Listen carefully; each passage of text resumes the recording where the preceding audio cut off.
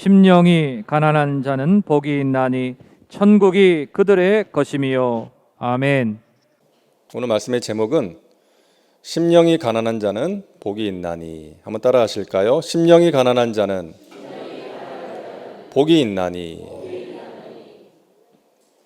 하나님께서는 자녀된 우리가 복된 삶을 살기를 원하십니다.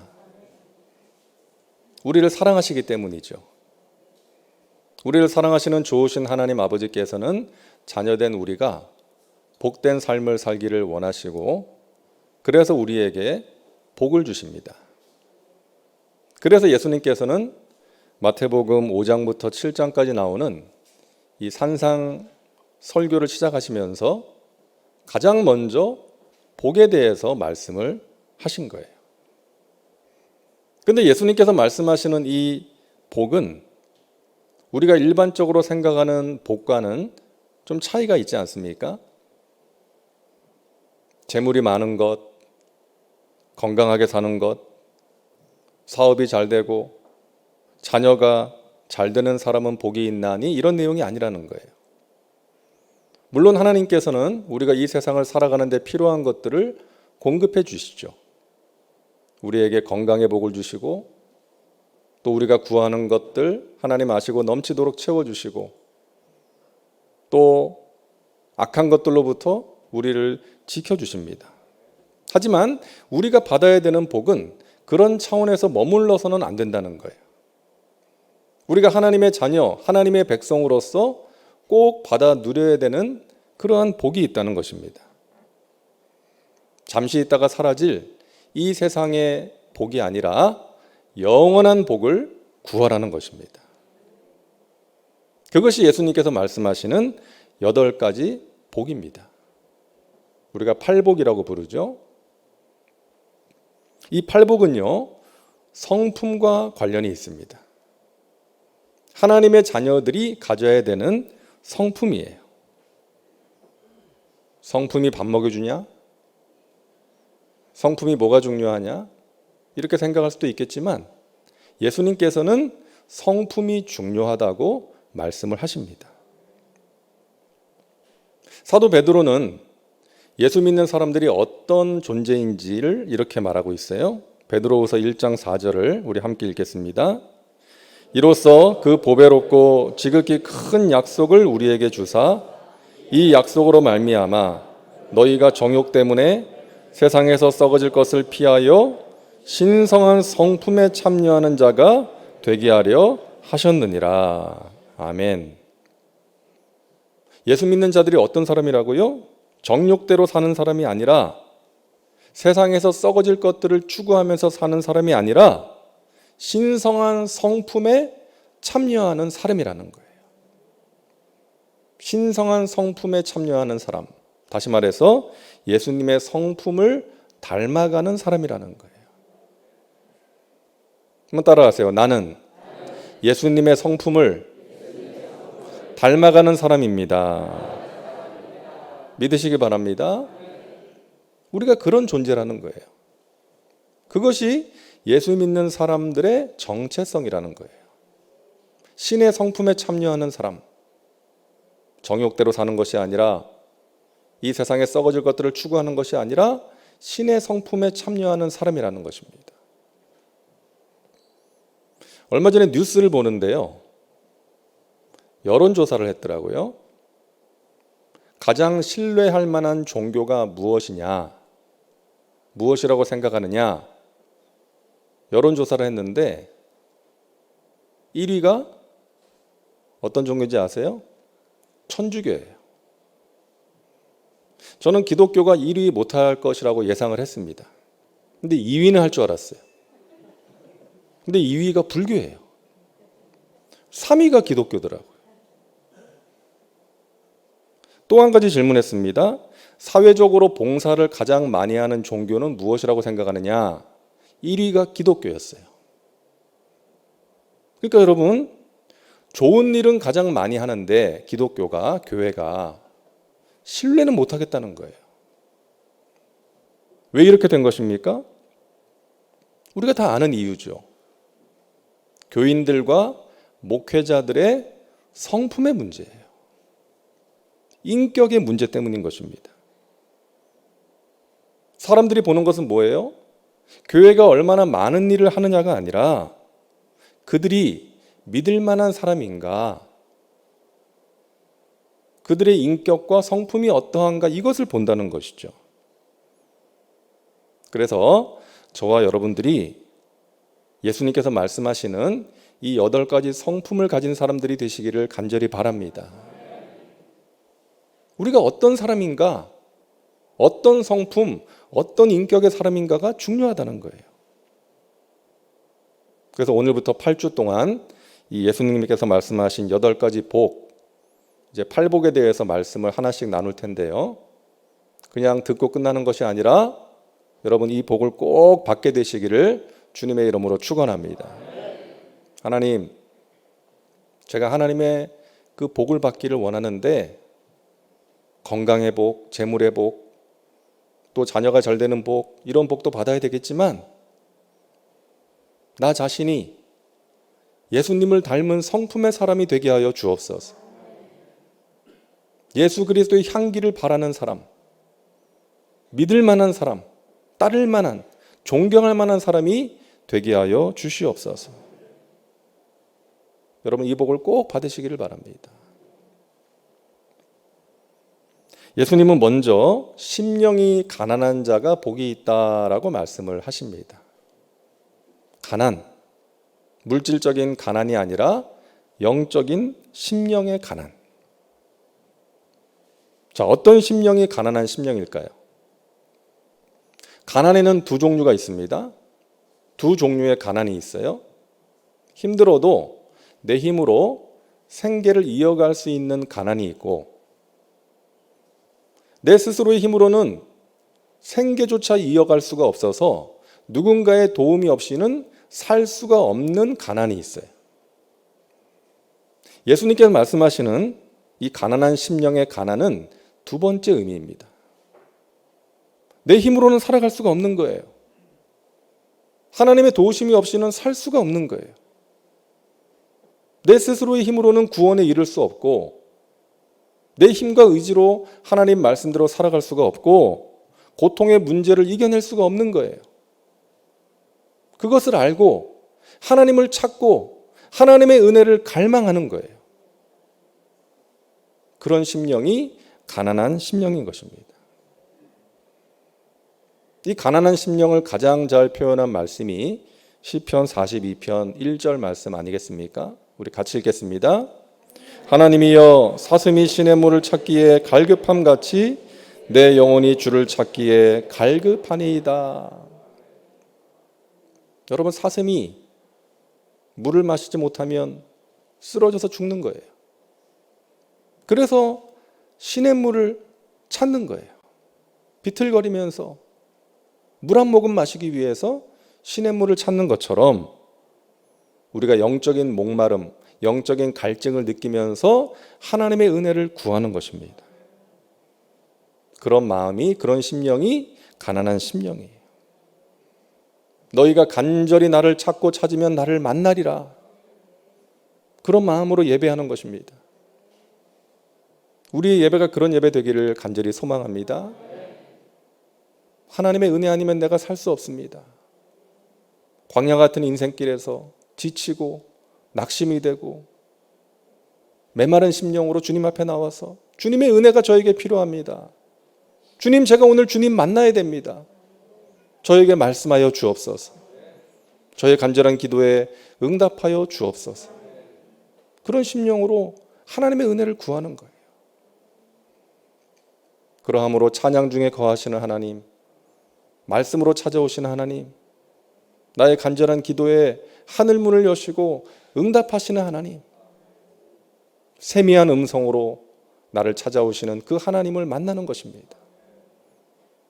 우리 예배가 그런 예배 되기를 소망합니다. 가난한 심령으로 하나님의 은혜를 갈망하고 하나님과의 뜨거운 만남을 경험하는 우리의 예배가 될 수 있기를 바랍니다. 그러기 위해서 가난한 심령이 필요한 거예요. 목회자인 저에게 가장 필요한 것이 무엇일까요? 가난한 심령이에요. 그렇지 않으면 교만해질 수 있어요. 자기가 잘난 줄 알아요. 그리고 자기 판단과 경험을 의지하면서 목회할 수 있어요. 그리고 성도님들의 그 고통의 문제를 공감하지 못하면서 그냥 목회할 수 있는 거예요. 그래서 하나님께서는 내 안에 그 간절함과 열정이 사라질 것 같으면 이런저런 문제와 상황들을 통해서 깨닫게 하시고 하나님 앞에 무릎을 꿇게 하시는 거예요. 하나님의 은혜를 사모하는 겸손한 종이 되게 하시는 것입니다. 하나님을 의지하고 하나님의 은혜를 갈망하게 만드시는 거예요. 그래서 대부분의 목회자들에게 가시가 있는 거예요. 육신의 질병, 또 힘들게 하는 사람, 자녀의 문제, 경제적인 어려움, 이런 가시가 있는 것이죠. 목회자에게만 있는 것이 아니라 사실 우리 모두에게 가시가 있지 않습니까? 그 가시가 우리로 하여금 영적으로 깨어있게 하는 거예요. 낮아지게 하는 거예요. 하나님 바라보게 하는 거예요. 가난한 심령이 되게 하는 것입니다. 저도 몸이 아픈 때가 있었고 또 가족이 몸이 아프기도 했고요. 또 정말 기도하지 않고서는 견딜 수 없는 그 인생의 무거운 짐을 지고 갔던 적도 있었습니다. 지금도 마찬가지죠. 주님의 교회를 섬길 때에 하나님의 은혜가 아니면 감당하기 힘든 무거운 짐을 느낄 때가 얼마나 많은지 모릅니다. 그래서 하나님께 구하는 거죠. 하나님, 저는 할 수 없습니다.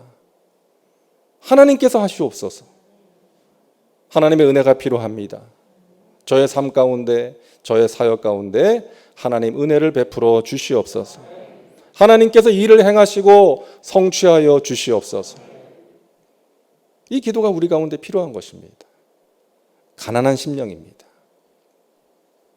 그런데 여러분, 이 가난한 심령을 가질 수 있는 것이 너무나 귀한 은혜라는 것이죠. 그런 사람이 경험할 수 있는 것이 있기 때문입니다. 따라하세요. 천국이 저희 것임이요. 여러분, 심령이 가난한 자가 경험할 수 있는 복은 천국이라는 거예요. 심령이 가난한 사람이 천국에 들어갑니다. 자신이 죄인이라는 것을 깨닫고 그 죄의 문제는 자신이 해결할 수 없다는 것, 오직 예수 그리스도의 십자가 그 공로와 은혜로만 해결할 수 있다는 것을 알고 겸손하게 주님 앞에 무릎을 꿇는 거예요. 예수님을 영접하는 사람이 천국에 들어가는 것이죠. 그리고 여러분, 이 천국은 죽으면 가게 되는 미래적인 개념뿐만이 아니라 현재적인 상태를 말하는 거예요. 이 예수님께서 말씀하신 8가지 복을 보면요, 이 두 번째 복부터는 미래 시제예요. 미래 시제. 위로를 받을 것이미요, 땅을 기업으로 받을 것이미요, 배부를 것이미요. 이 말씀이 미래 시제로 되어 있거든요.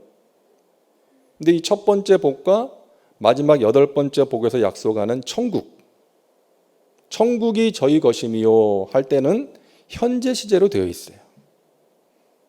다시 말해서 우리가 이 땅을 살아갈 때에 천국을 경험할 수 있다는 것입니다. 이 천국은, 이 하나님의 나라는 하나님께서 다스리시는 상태를 말하는 거예요. 하나님이 내 마음을 다스려 주시면 내 마음이 천국이 되는 거예요. 내 주 예수 모신 곳이 그 어디나 하늘나라, 높은 산에 있든지 거친 들에 있든지 초막에 거하든지 궁궐에 거하든지 하나님께서 함께 하시고 우리의 마음을 지켜주실 때 그곳이 하나님의 나라가 되는 것입니다. 우리의 마음이, 저와 여러분의 가정과 또 우리의 삶의 현장이 하나님께서 다스리시는 하나님의 나라가 될 수 있기를 간절히 소망합니다. 최건능 목사님이 예수 천당을 외치면서 전도를 하니까 그 일본 순사가 천당이 어디 있느냐라고 했을 때 그 최 목사님이 그랬다 그러잖아요. 천국 본점은 내 소관이 아니어서 보여줄 수 없지만 천국 지점은 여기 있어. 내 마음이 천국이요. 당신들 앞에서도 두려워하지 않을 수 있는, 담대하게 복음을 전할 수 있는 내 마음이 천국이요. 여러분, 우리 마음이 얼마나 연약해요. 조금만 어려운 일을 만나도 마음이 흔들립니다. 누군가의 말 한마디 때문에 낙심이 되고 밤에 잠을 이루지 못하는 거 아닙니까? 우리가 부르는 찬양의 가사처럼 날마다 숨쉬는 순간마다 우리 앞에 어려운 일을 보게 되지 않습니까? 근데 정말 감사한 것은 그 다음 가사 아니겠어요? 주님 앞에 이 몸을 맡길 때 슬픔 없네, 두려움 없네. 할렐루야. 힘 주시네, 위로함 주네. 하나님의 나라를 경험하는 거예요. 우리가 가난한 심령으로 하나님을 바라보고 의지하고 하나님의 은혜를 구하면 세상에 줄 수 없는 평안으로 우리의 마음을 다스려 주세요. 평안을 너희에게 끼치노니 곧 나의 평안을 너희에게 주노라. 내가 너희에게 주는 것은 세상이 주는 것과 같지 아니하니라. 너희는 마음에 근심하지도 말고 두려워하지도 말라. 두려워하지 말라. 내가 너와 함께함이니라. 놀라지 말아라. 나는 너의 하나님이 됨이니라. 내가 너를 굳세게 하리라. 참으로 너를 도와주리라. 참으로 나의 의로운 오른손으로 너를 붙들리라. 우리의 마음을 다스려 주시는 그 하나님의 은혜, 하나님의 나라를 여러분 경험하며 살아가시기를 주님의 이름으로 축원합니다. 7, 80년대 우리나라를 대표하는 그 유명한 영화 감독이 있었죠. 이장호 감독이라고. 별들의 고향 기억나실지 모르겠습니다. 바람 불어 좋은 날, 공포의 외인구단, 이런 영화를 만든 감독이잖아요. 근데 이분이 한동안 활동을 안 했어요. 그러다가 이제 몇 년 전에 이제 시선이라는 작품으로 돌아왔는데 그동안 자기가 어떻게 지냈는지를 이야기를 하더라고요. 80년대 후반에 이제 몇 편의 영화를 제작하다가 실패한 거예요.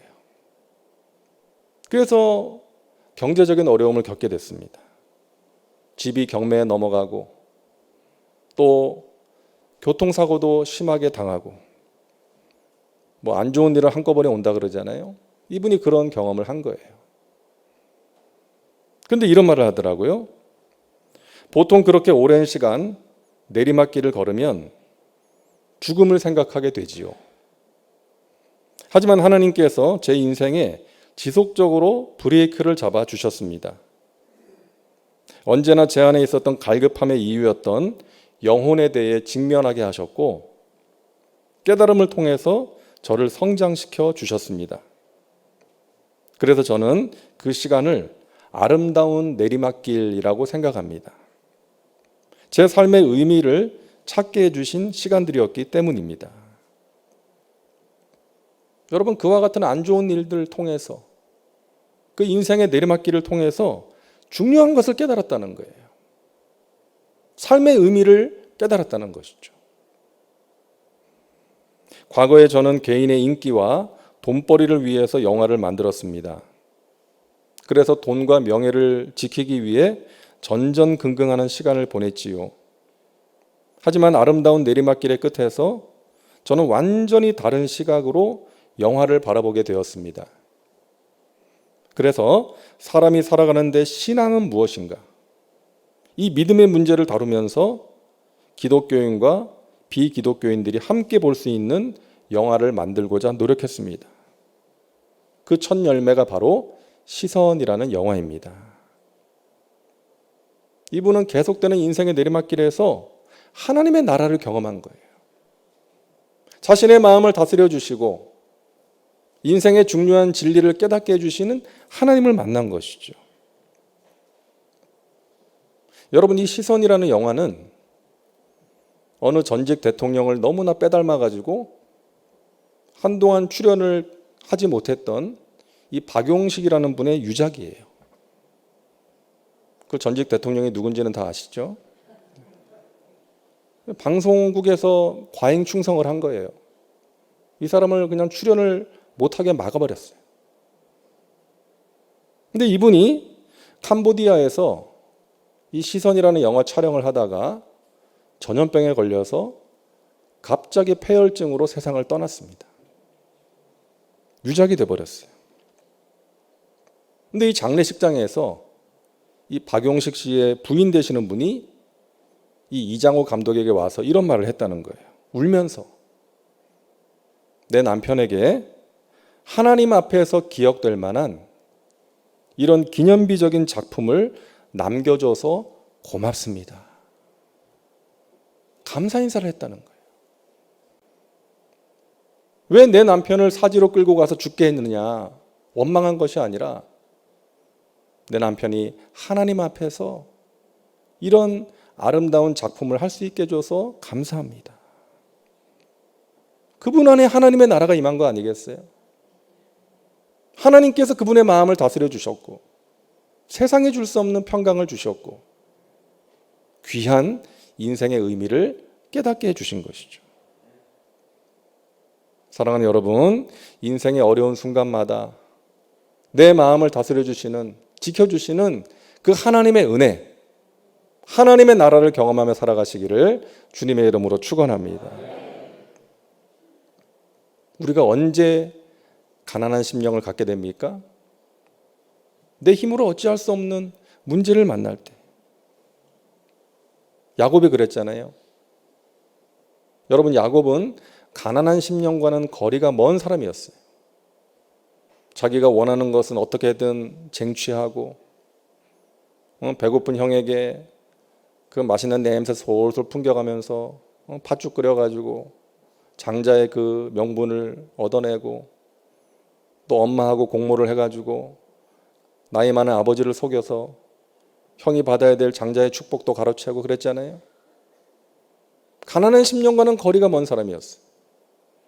근데 오랜 세월 외삼촌의 집에서 타영살이를 하다가 이제 고향으로 돌아가는데 자기를 원수같이 생각하는 형이 400명의 사람들과 함께 오고 있다는 것이죠. 얼마나 두려웠겠습니까? 하지만 야곱은 야곱이죠. 그 와중에서도 머리를 굴립니다. 형에게 보내는 예물을 사람들에게 보내고 당신의 종 야곱이 보내는 예물이라고 말해라.